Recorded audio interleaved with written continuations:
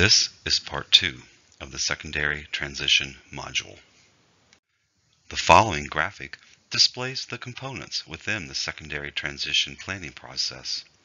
These components include future planning, age-appropriate transition assessments, AATA, appropriate measurable post-secondary goals, transition services and activities, course of study, annual IEP goals, and summary of performance.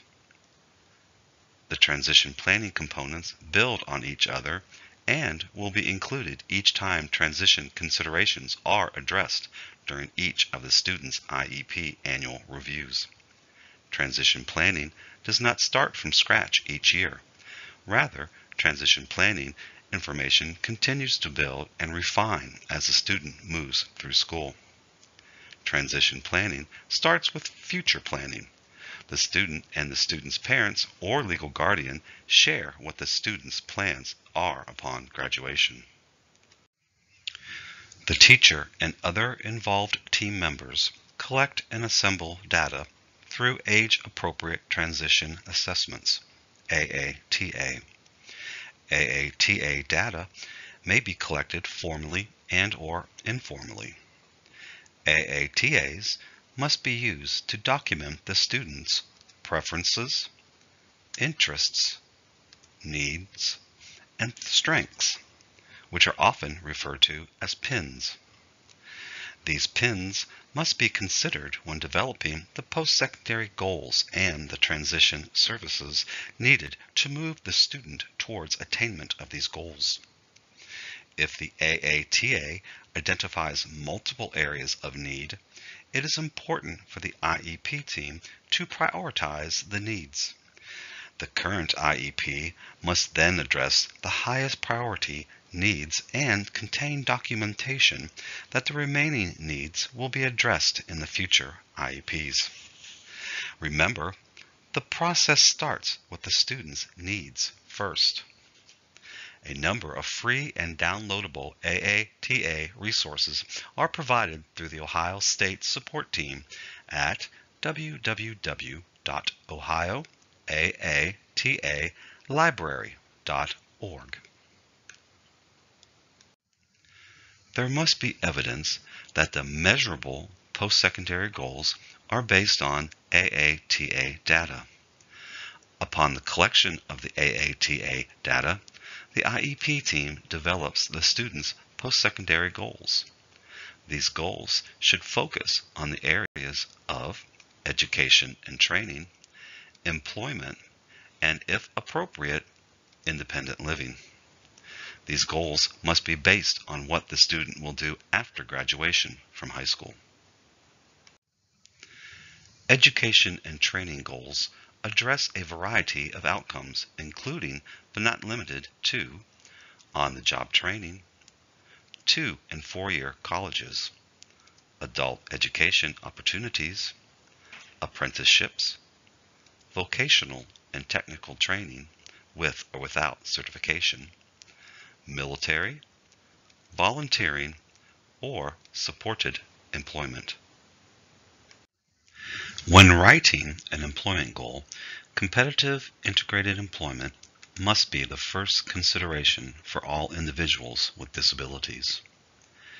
Competitive employment is work in a competitive labor market that is performed on a full or part-time basis in an integrated setting.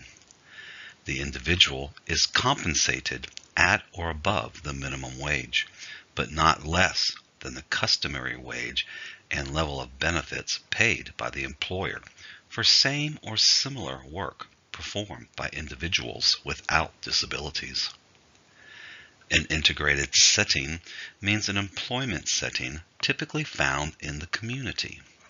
The employee with a disability interacts with people without disabilities to the same extent as other employees who do not have a disability in comparable positions. These individuals without disabilities do not include supervisory personnel or individuals who are providing services to the employee.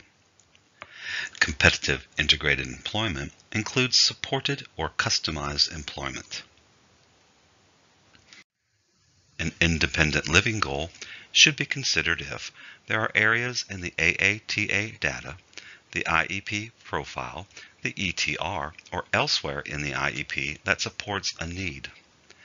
An independent living goal may not be needed if the following two criteria are both met. Database documentation on the IEP demonstrates no need for an independent living goal, and the IEP team agrees there is no need for an independent living goal. Post-secondary goals must be updated at least annually. This review is completed using newly collected AATA data and other relevant data within the IEP. Based on this data, the post-secondary goals might reflect new student interests and/or experiences. The post-secondary goals should show evidence of refinement from general generic statements to more specific career, education training, and independent living goals as the student gets older. In most cases, post-secondary goals should be as specific as possible. Vague or generic post-secondary goals at upper ages or grade levels are generally inappropriate. The post-secondary goals should become increasingly detailed and focused over time. If the IEP team determines during the annual review that the data does not support a change, the goal may remain the same. However, the rationale for this decision must be clearly documented within the IEP. Although the school district is not responsible for the student meeting the post-secondary goal after graduating from or exiting high school, the school district is responsible for providing transition services that will reasonably enable the student to move towards attainment of post-secondary goals. Transition services means a coordinated set of activities for a student with a disability that is designed to be within a results-oriented process.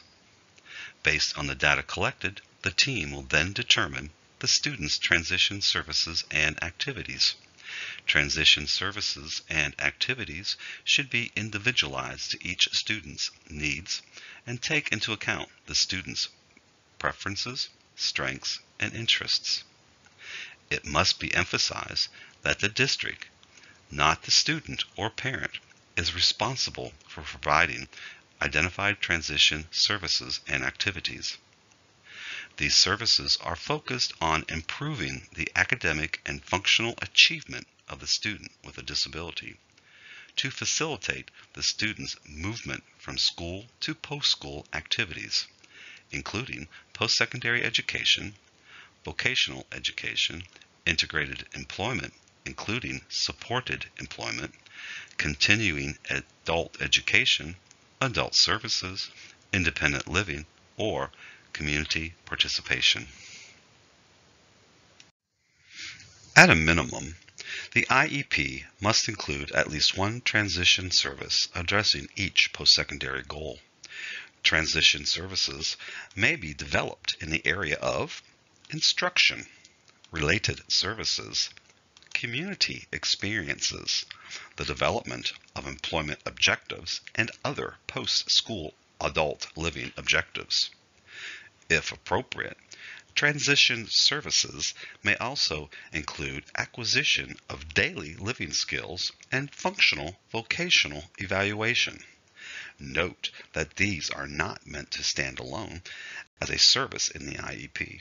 For example, simply writing community experience does not constitute a compliant transition service. A more in-depth description of the community experience is needed. Student names should not be used in the description of transition services, even if the person or agency responsible listed is the intervention specialist or other district staff. For example, Sally Will should be stated as the intervention specialist Will. Simply providing an opportunity for a service is not acceptable. School districts must be specific when describing the service they are providing to the student. For example, the statement, "The intervention specialist will provide an opportunity to do X," is too vague, as it may or may not occur. "The intervention specialist will teach X" more clearly describes the service that will take place and may be measured and documented as being completed or not completed. School districts must be prepared to provide evidence that transition services are in progress or have been completed. The type of evidence that will be collected is documented in the Transition Services section of the IEP. Evidence may include, but is not limited to, anecdotal records, checklists, work samples, rubrics. The IEP team will determine the student's appropriate course of study. The student's course of study should align with all previously identified components of the student's transition planning. The intent of discussing the course of study and including it within the IEP transition plan is to ensure that the student has the academic background and educational experiences to reasonably enable him or her to move towards achieving their post-secondary goals. The graduating requirements for the students in the classes of 2018 and beyond include curriculum and 3 options to show readiness for next steps in college and career. Thus, the course of study must include the curriculum requirements for Ohio high school graduation. Depending on the student's needs, the curriculum may be based upon the Ohio Learning Standards or the Ohio Learning Standards Extended. Additionally, depending on the individual student's preference, interests, needs, and strengths, the course of study could also include any of the following: career technical education programs related to post-secondary goals, high school courses for post-secondary credit, curriculum choice provision. This option is currently available only to Ohio graduating classes of 2015 through 2019 and is accompanied by a student success plan that aligns with and does not contradict the IEP.